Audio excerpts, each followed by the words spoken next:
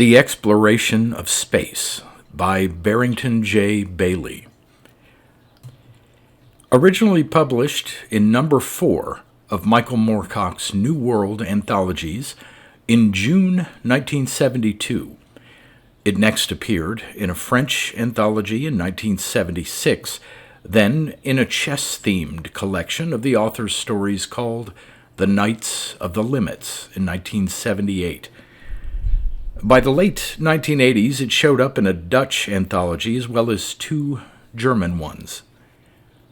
Read by Darrell T. Smith II from my channel, Quasar Spectra. The Exploration of Space. The physical space in which we and the worlds move and have our being may easily be presumed to be a necessary and absolute condition of existence, the only form of the universe that is possible or even conceivable. Mathematicians may invert fictitious spaces of higher dimensions than our own, but these, our intuition tells us, are no more than idealistic inventions which could nowhere be translated into reality, and do not, therefore, properly deserve the designation space.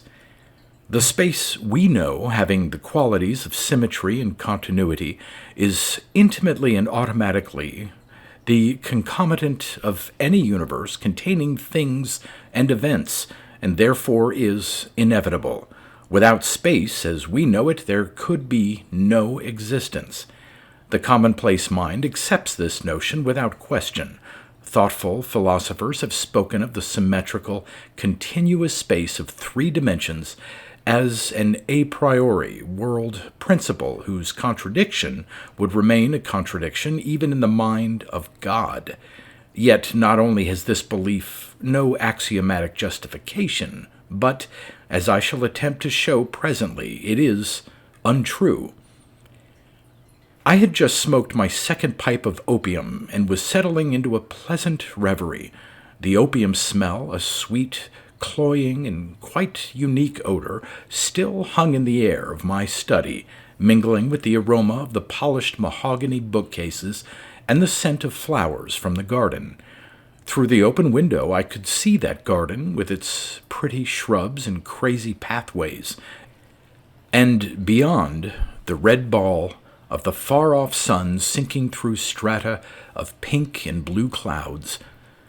My attention, however, was on the chessboard before me. Perhaps I should say a few words about myself. I believe that my brief participation in orthodox experimental research may permit me to call myself a man of science, although these days my studies are more mathematical and deductive. It will surprise some that my main interest throughout my life has been alchemy. I have myself practiced the hermetic art with some assiduity, if only to feel for myself the same numinousness experienced by my alchemistic forebears in manipulating the chemical constituents of the world. Hence, I have known what it is to search for the prima materia, which others call the philosopher's stone, being the root of transformation, and I have pondered long and deeply on that profoundly basic manual, the Emerald Table of Hermes Trismegistus. Unlike most contemporary men, I am not inclined to the belief that alchemy has been rendered obsolete by modern science, but rather that its inadequate techniques and theories have been temporarily outstripped, while the essence of the art remains unapproached. In the not-too-distant future, the reverent search for prima materia may once again be conducted with the full charisma of symbology, but employing the best of particle accelerators. If the outlook I am displaying seems to run counter to the spirit of inductive science, let me admit that my thoughts do sometimes wander, for good or ill, outside the pale wherein dwell the more active members of the scientific community. There is value, I believe, in looking back over the history of science as well as forward to future expectations. I am not, for instance, hypnotized by the success of atomic theory, as are practically all of my colleagues. If I may be permitted to say so, The objections to the atomic view of nature listed by Aristotle have never been answered. These objections are still valid, and eventually they will have to be answered, or vindicated, on the level of subnuclear physics. Opium has the happy conjunction of both inducing a feeling of relaxation and well-being, and of opening the inner doors of the mind to a realm of colorful creativity. By opium, it is conjectured, Coleridge glimpsed the poem Kubla Khan, only fragments of which he managed to remember.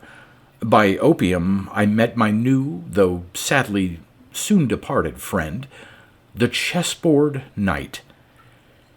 A chessboard, to recapitulate the obvious, consists of 8 by 8 locations, or squares, arranged in a rectilinear grid. To us, the chessboard represents a peculiarly restricted world. The entities, or pieces, of this world are distinguished from one another only by their power of movement. A pawn can move forward only 1 square at a time. A castle can move longitudinally for up to 8 squares. A bishop, likewise diagonally, and a knight can move to the opposite corner of a 2 by 3 rectangle. For all pieces, movement is always directly from square to square, with no locations existing between the squares. None of them possess the power of continuous, non-discrete movement we enjoy in our own world. On the other hand, none of us possess the power of simultaneous transition from location to location enjoyed by chessmen, particularly by the knight, who is unimpeded by intervening obstacles. A rapid succession of similar thoughts was passing through my head as I gazed at the chessboard, though ostensibly to study the game laid out thereon, which I was playing by letter with a distant correspondent. As sometimes happens when smoking opium, time suddenly slowed down, and the thoughts seemed to come with incredible speed and clarity. Normally, I mused, one would unhesitatingly suppose our real physical world to be the superior of the chessboard world because no limitation is placed upon the number of locations that we may occupy.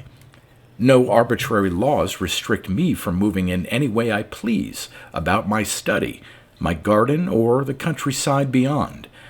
But is that so important? The significance of chess lies not in the very simplified space-time environment, but in the relation the pieces hold to one another. By this latter criterion, our own degree of freedom undergoes a drastic reduction. The number of stances I can hold in relation to my wife, to my friends, or to my employer, though being retired I have no employer, is by no means great. Insignificant, in fact, when compared to the infinite number of relationships that would obtain by mathematically permutating all possible locations in our continuum of physical space. It is an unfounded presumption, then, that our own world of continuous consecutive motions is logically any more basic to nature or any richer in content than one based on the principle of the chessboard, comprising discrete transitions between non-continuous locations. I had reached thus far in my speeding express train of thought when before my dazed eyes the chess pieces, like a machine that had suddenly been switched on, began flicking themselves around the board, switching from square to square with all the abruptness of the winking patterns of lights on a computer console. After this brief, flurried display, they arranged themselves in a formation which left the center of the board empty and were still, except for the white king's knight, who went flickering among them in his corner-turning manner, executing a dizzying but gracefully arabesque circuit of the board before finishing up in the center, where he turned to me, bowed slightly, and lifted his head to speak to me in a distant, somewhat braying tone. In my drugged state, this happening did not induce in me the same surfeit of bewilderment and incredulity that would normally, I believe, have been my reaction. Astonished I certainly was. It is not every day that one's chess set shows a life of its own, or that the pieces remain so true to their formal nature as laid down by the rules that they move from one position to another without bothering to traverse the spaces between. Not, let me add, for the sake of the record, that the pieces showed any carelessness or laziness, or that they took shortcuts. In order to move, say, from QK4 to KR4, a castle was required to manifest himself in all the intervening squares so as to show that he came by a definite route and that the way was unimpeded. Only the knight flashed to his opposite corner unperturbed by whatever might surround him. These manifestations were, however, fleeting in the extreme, and nothing was ever seen of the castle in between adjacent squares, because, naturally, in a game of chess there is no between adjacent squares. But I jump ahead of myself. My astonishment was so great that I missed the knight's first words, and he was obliged to repeat himself. What he said was, "We enter your haven with gratitude." His voice, as I have said, was distant, with a resinous, braying quality, yet not cold or unpleasant. On the contrary, it was cordial and civilized. I replied, "I was not aware that you were in need of haven, but that being the case, you are welcome." In retrospect, my words might appear to have received weighty consideration, but in fact they were flippant and extemporary, the only response my brain could form to an impossible situation. And so began my conversation with the chessboard knight, the strangest and most informative conversation I have ever held. So total was my bemusement that I accepted with an unnatural calmness the knight's announcement that he was a space explorer. My sense of excitement returned, however, when he went on to explain that he was not a space explorer such as our imagination might conjure by the phrase, but that he was an explorer of alternative types of spatial framework, of which, he assured me, there were a good number in the universe. What we are pleased to call the sidereal universe, that is, the whole system of space-time observable by us on Earth, is merely one among a vast range of various systems. Even more astounding, in the circumstances, was the revelation that the knight hailed from a system of space identical to that which I had a moment before been contemplating. One analogous to a game of chess, where space, instead of being continuous and homogeneous as we know it, was made up of discrete locations, infinite, or at any rate, indefinite in number, and to which entities can address themselves instantaneously and in any order. There is no extended spatial framework in which these locations are ordered or arrayed, and all locations are equally available from any starting point, provided they are not already occupied. An entity may, however, occupy only one location at a time, and therein lies the principle of order in this well-nigh incomprehensible world. Structures, systems, and events consist of convoluted arabesque patterns of successive occupations, and of the game-like relationships these maneuvers hold to one another. The chess people's analogy of a long distance takes the form of a particularly difficult sequence of locations. Alternatively, the sequence would correspond to a particularly clever construct or device. The chess people make little distinction between these two interpretations. As do the occupants of a chessboard, the entities of this space, which I shall term locational transitional space, vary in the range of ingenuity of their movements. Primitive organisms can do no more than transfer themselves slowly from one location to another, without pattern or direction, like pawns, while the most evolved intelligent species, like my friend the knight, had advanced to dizzying achievements as laid down by the possibilities of such a realm. Their most staggering achievement was that of travel to other spaces. This was accomplished by a hazardous, almost infinitely long series of locations executed at colossal speed and comprising a pattern of such subtlety and complexity that my mind could not hope to comprehend it. Indeed, few even in the night's spatial realm comprehended it, and for their science it constituted a triumph comparable to our release of atomic energy from matter. The discerning reader who has followed me this far might justly wonder at the coincidence which brought these bizarre travelers to my presence at the very moment when I had been theoretically contemplating something resembling their home space. This question was uppermost in my mind also, but there was, the knight told me, no coincidence involved at all.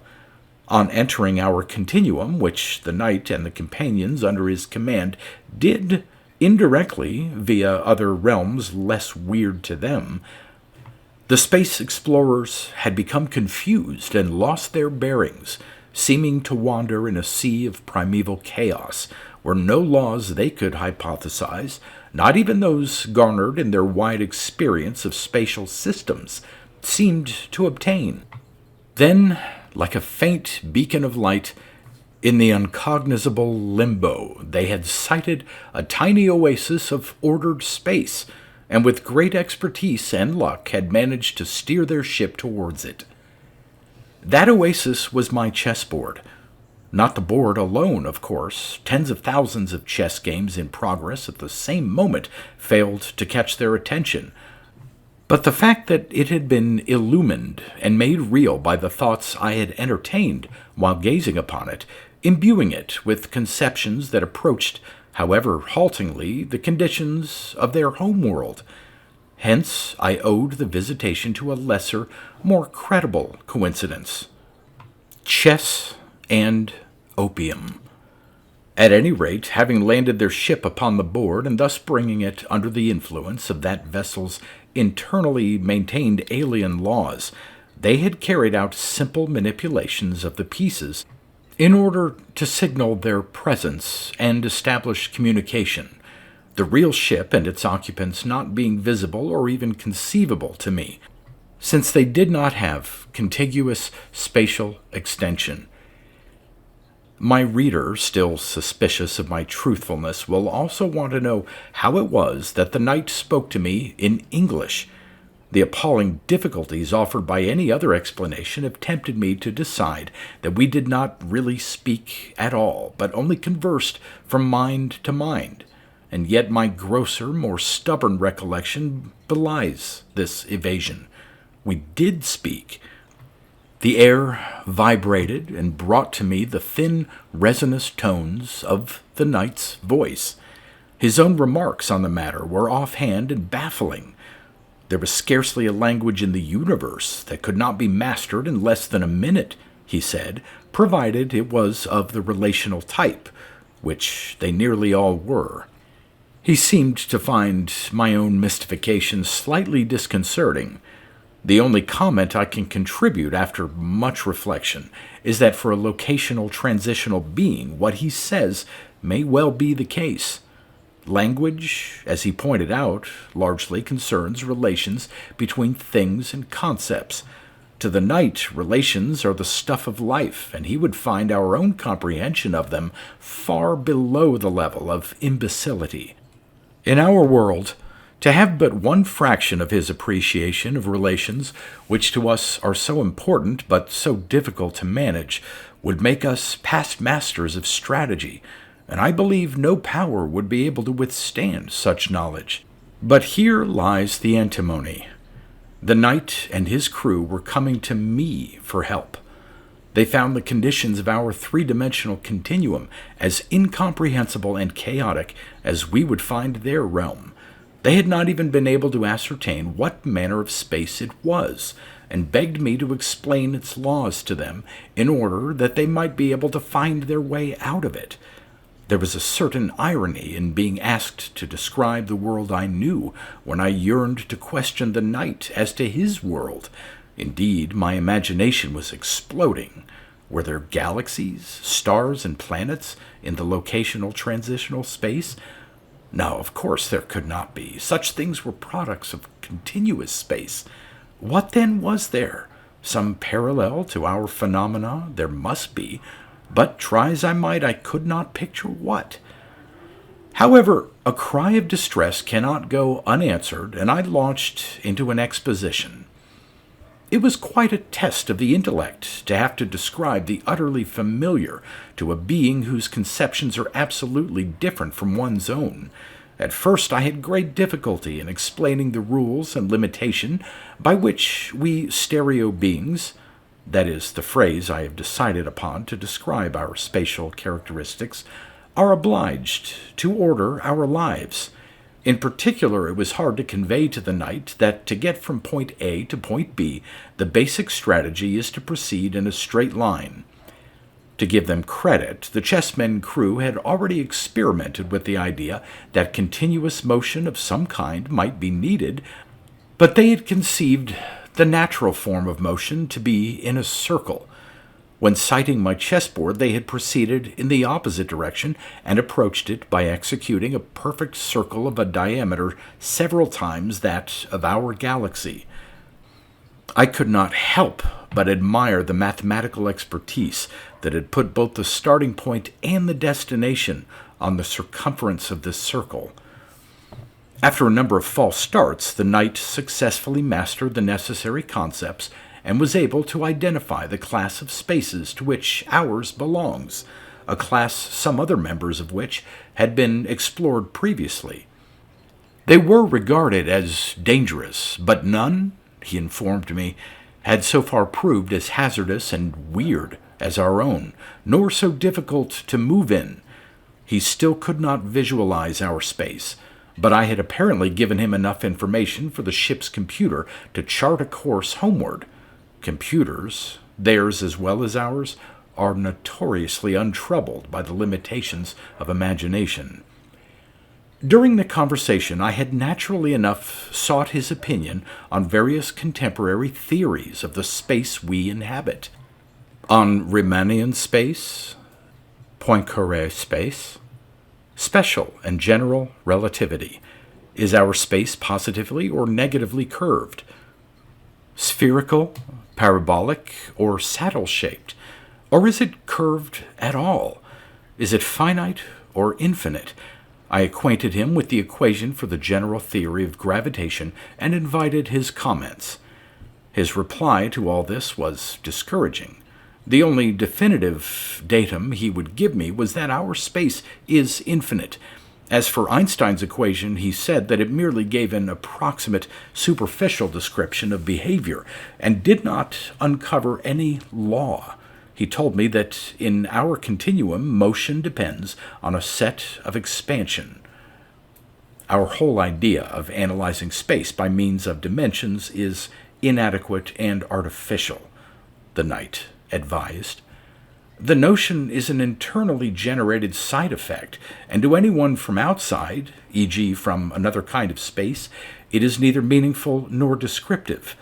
The essence of a spatial structure is more often expressed by a plain maxim that might appear to be ad hoc and rule of thumb, but that actually contains the nub of its specific law.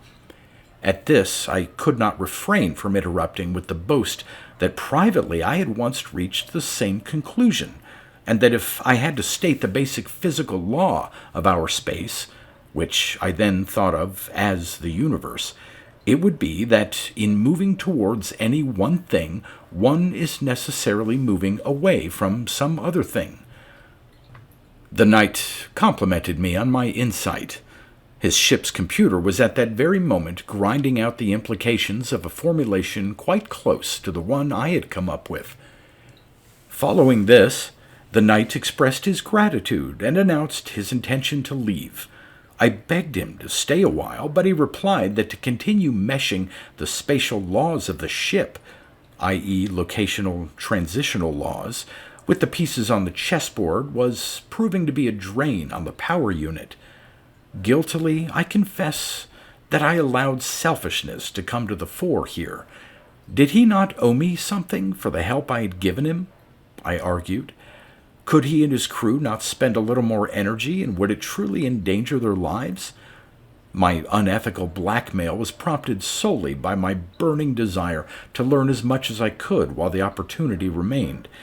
I think he understood my feelings, for, after a brief hesitation, he agreed to remain and discourse with me for a short time, or at least until the power drain approached a critical level.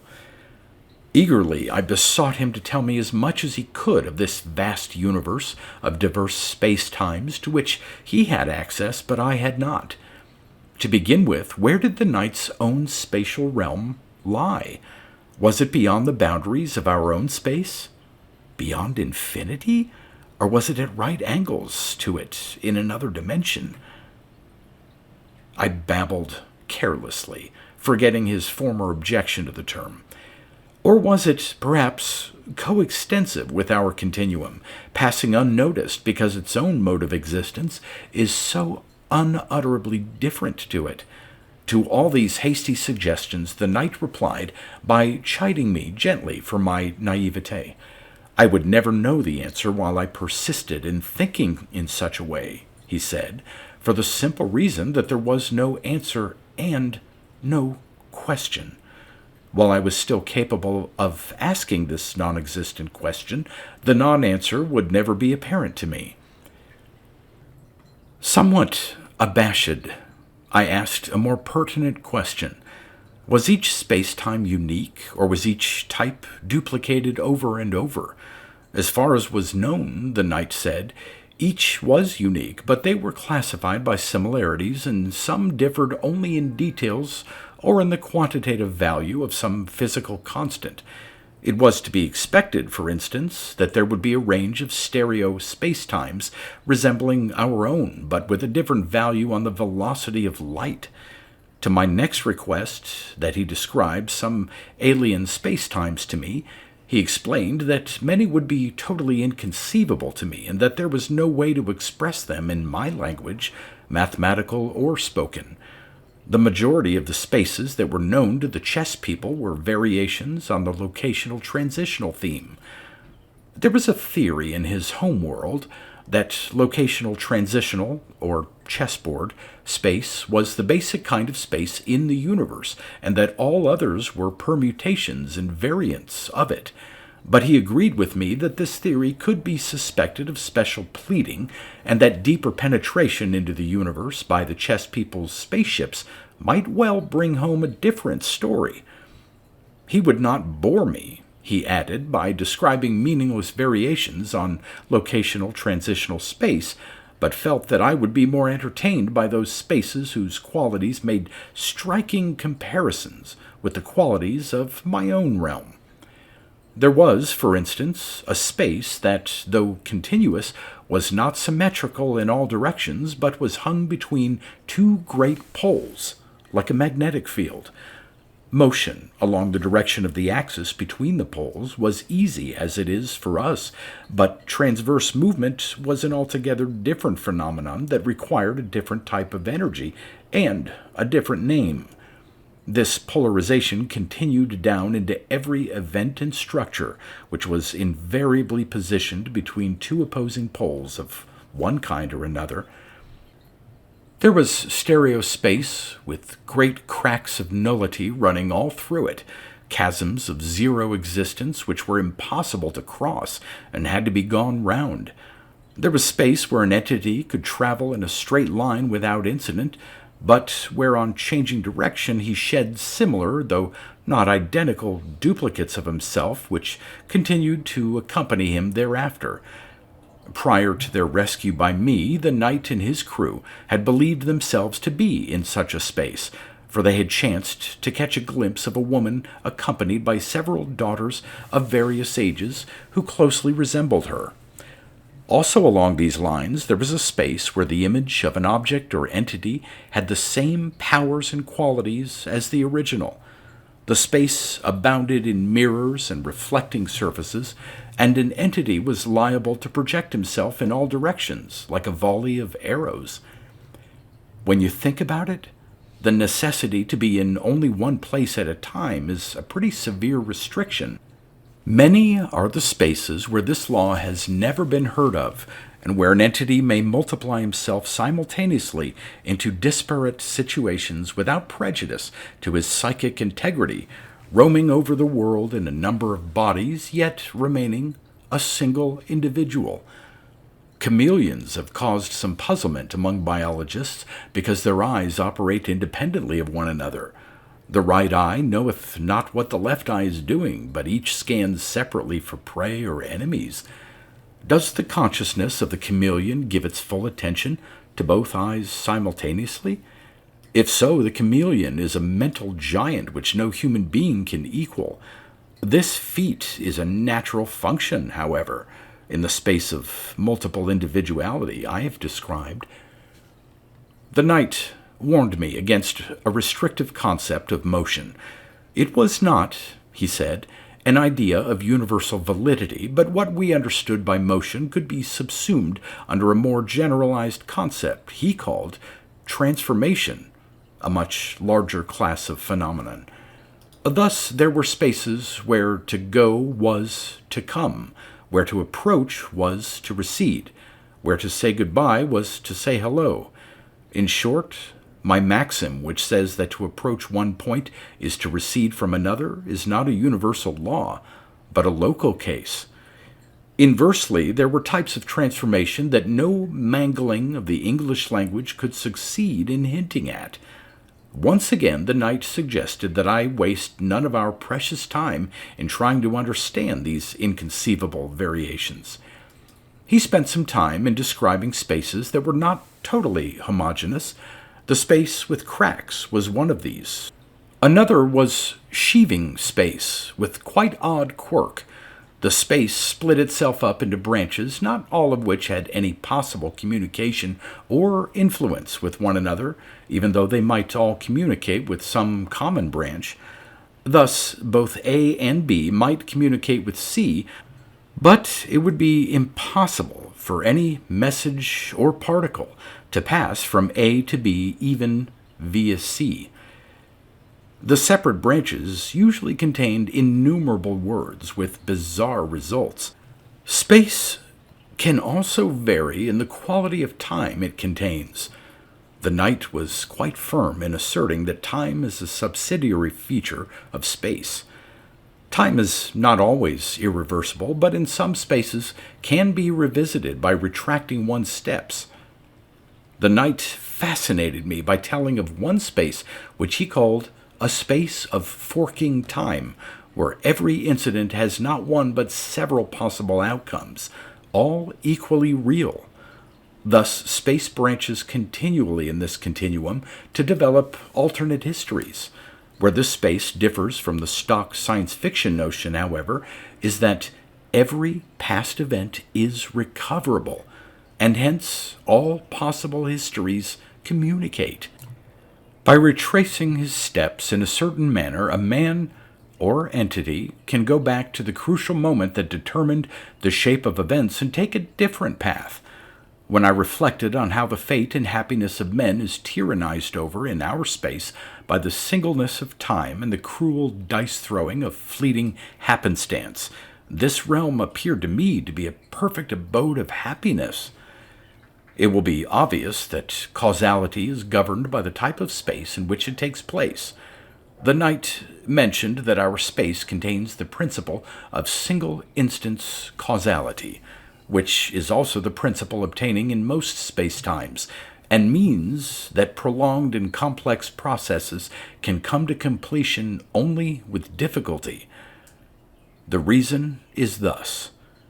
If A causes B and B causes C, it still does not follow that A will lead to C, because in the interim, B might be modified by intercoding influences and fail to cause C. There are, claimed the knight, space-times of extended causality where every process or project reaches completion and no tendency is ever interrupted. As the realizing of ambitions is automatic, any effort to succeed is quite redundant in this space-time. The struggle and drama of life consists not of trying to actualize intentions, but of the struggle to form intentions in the first place.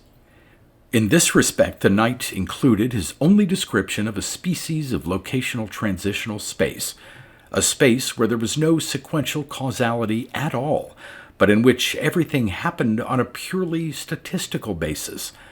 Wondering what it could be like on the inside of such a stochastic wonderland, I asked whether there could ever be the slightest possibility of intelligent conscious entities arising there. To my surprise, the knight averred that it was well stocked with such entities, statistically intelligent, statistically conscious entities. I have touched but lightly on the role of matter in the spacetimes I have discussed. It would be needless to tell my intelligent reader that matter and space are inextricably entwined. He will already have guessed that besides the innumerable spaces that form a receptacle for matter, there are also those that are Aristotelian in the sense of complying with that philosopher's erroneous theories, where matter, instead of being atomic, is continuous and identical with the space it occupies, motion being accomplished by a process of compression and attenuation. There is no empty space in these continua, as Aristotle reasons. In at least one such continuum, all the matter is dense and solid, so that it consists of a blocked infinity of solid rock or metal. I'm not sure which. In this continuum, the knight admitted, the possibility of conscious intelligences could be discounted. In contrast to such immobility, I particularly liked what the knight called folding space, but which I have since named origami space. Origami is the Japanese art of paper folding. Origami space has an inner richness that makes our own space look bland. Objects can be folded so as to develop entirely new qualities. A man, or entity, by folding a piece of paper in the right way, may make of it a chair, a table, an airplane, a house, a fruit, a flower, a live animal, another man, a woman, or practically anything. The art of such folding, it need hardly be added, far surpasses anything to be found in our earthly origami. Mass and size are not constants in this continuum, but can be increased or decreased by folding. Hence, a square of paper a foot on the side may end up as an airliner able to carry 100 people. After recounting these wonders, the knight paused to allow me to gather my mental breath. As if by way of relaxation, he briefly outlined some primitive-sounding space-times that lacked our centerless relativity but were organized round a fixed center. Remembering that earlier he had referred to our version of stereospace as a particularly rigid and restricted variety, I seized on this latest exposition to remark that at least the world I inhabited had the dignity of being infinite, symmetrical, and unconstricted by having a center. The knight's amusement was genuine, if gentle.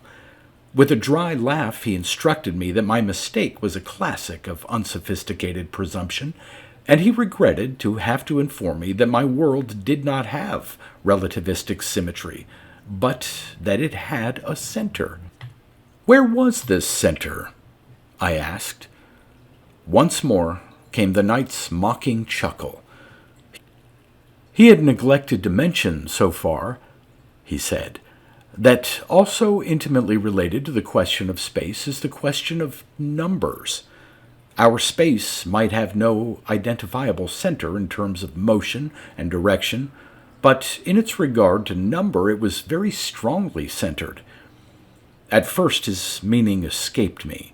Number was another way of classifying the innumerable kinds of space in the universe, he explained.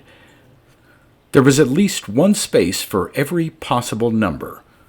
A theorem stated that there were more spaces than one for every possible number, and they were arranged in an ascending series, each space having its center of gravity about a particular number. We are near to the bottom of the scale, as our center of gravity is the number 1. There are spaces preferring fractions and at least one preferring 0. The consequences are immediate and self-evident. Singleness is what signifies a complete object on our world. Integral unity is all, and the state of there being two of a thing is incidental, a thing that comes into its own when it is one. We all accept this inanely. Every entity and thing is itself by assigning the number one to itself. Higher numbers introduce additional qualities, but do not carry the same weight as one. In the space next above us in the scale, completeness attaches to number two. Two-ness is ideal, and singleness is incomplete, in the same way that a fraction or a part is incomplete in our world. I reflected on what a mass migration there would be if communication could be established with that world, for we also have the yearning after two in our shadowy, tantalized way. Our lives are full of complementary pairs. The tragedy of lovers is that they are thwarted by the oneness of the spatial system. Each remains alone and solitary, however much they strive and strain to be completely merged as two. For the vain yearning of lovers is not to be made one, which would negate the whole proceeding, but to be, as it were, indistinguishably blended as two. Should a pair of Eros-struck lovers by some magic or science transpose themselves to this other realm where two is all, then their bliss would be beyond describing. More remotely, other worlds model themselves on 3, 4, 5, and so on, up the scale of integers to infinity. In addition, there is a corresponding scale of negative integers, as also of worlds modeled on every possible fraction, on irrational numbers, on imaginary numbers, and on groups, sets, and series of numbers, such as on all the primes, all the odd integers, all the even integers, and on arithmetic and geometric progressions. Beyond even these abstruse factualities are the ranges of worlds centered on numbers and number systems not possible or conceivable to us. The only truly symmetrical, non-centered, relativistic space-time, said the knight, is one giving equal weight to all numbers.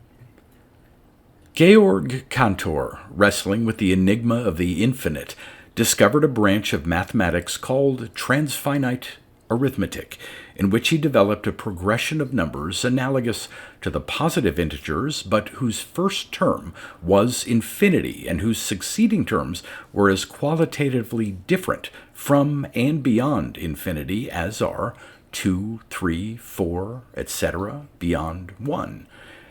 In short, he found that there are numbers larger than infinity. As might be expected, the knight confirmed the reality of this number system and of the transfinite space that goes with it.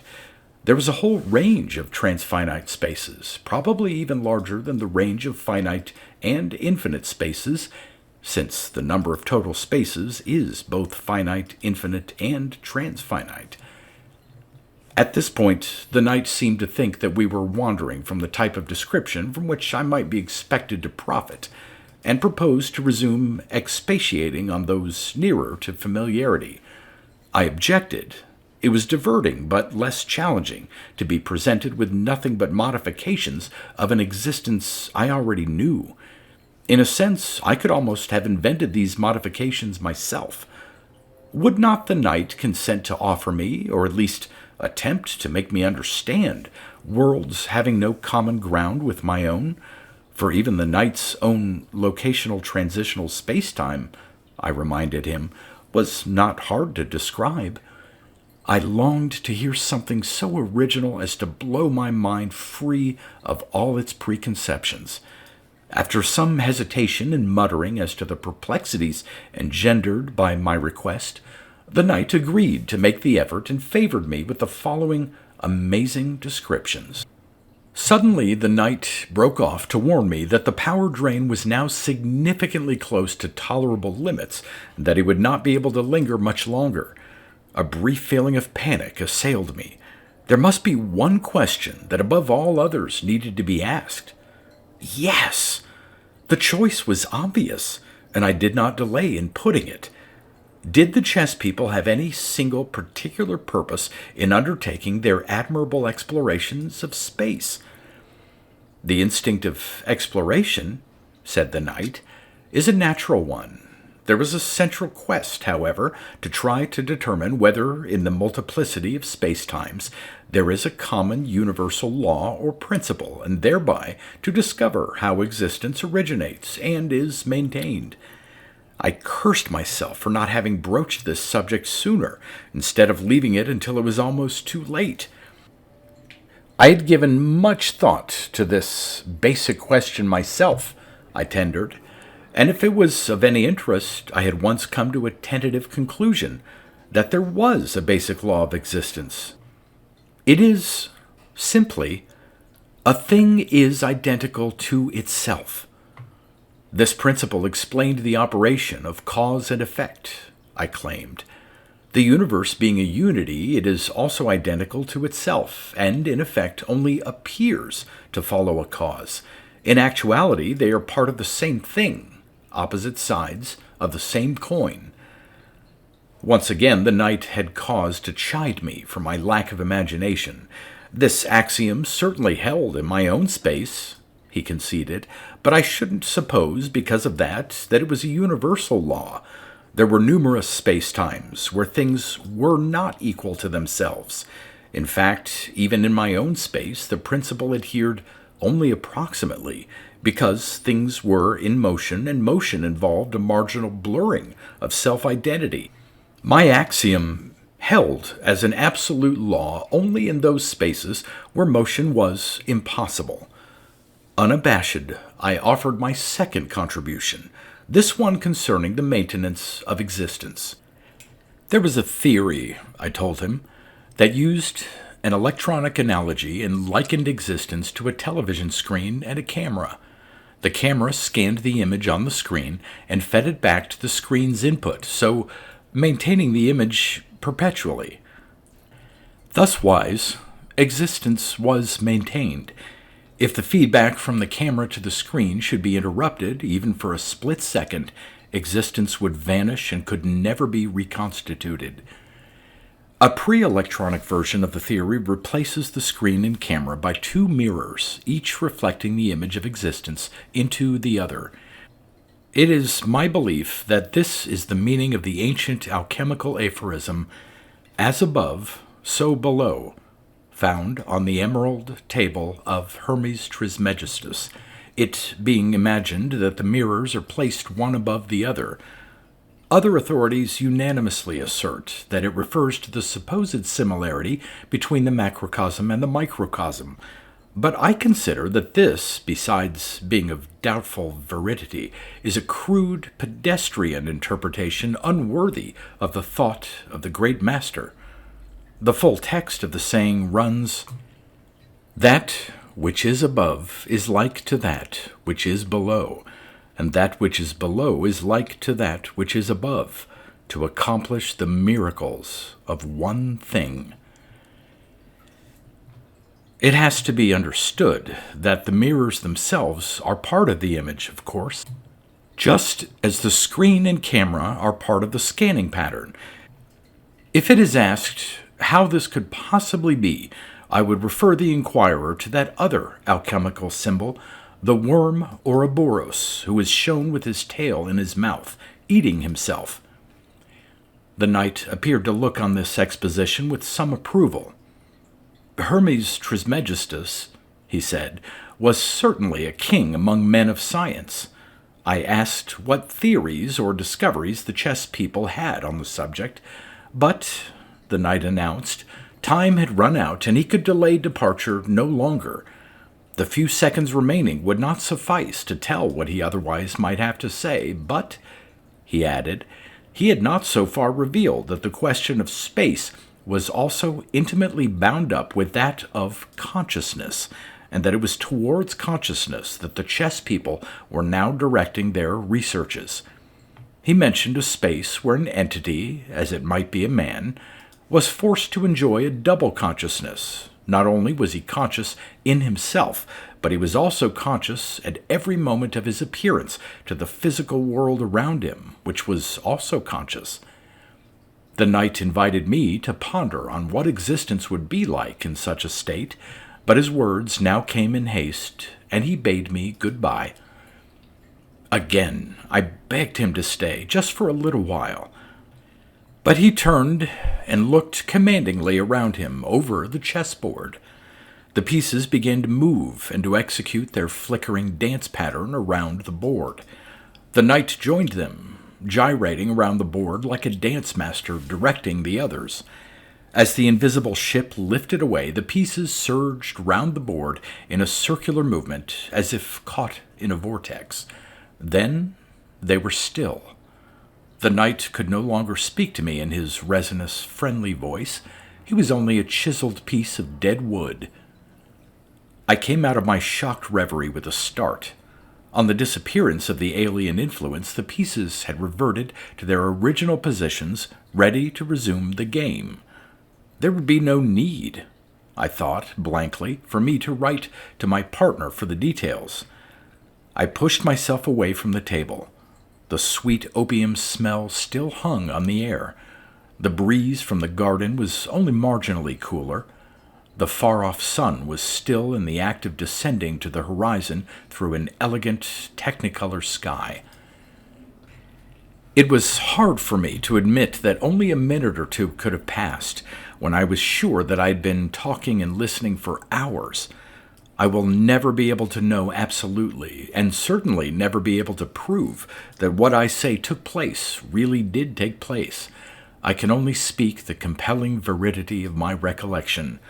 But whatever the truth, it has at least brought to my notice that for all our knowledge of the universe, even when we project our giant rockets into space and imagine that at last we are penetrating the basic void that holds all things, we have not even touched or suspected the immensities and the mysteries that existence contains.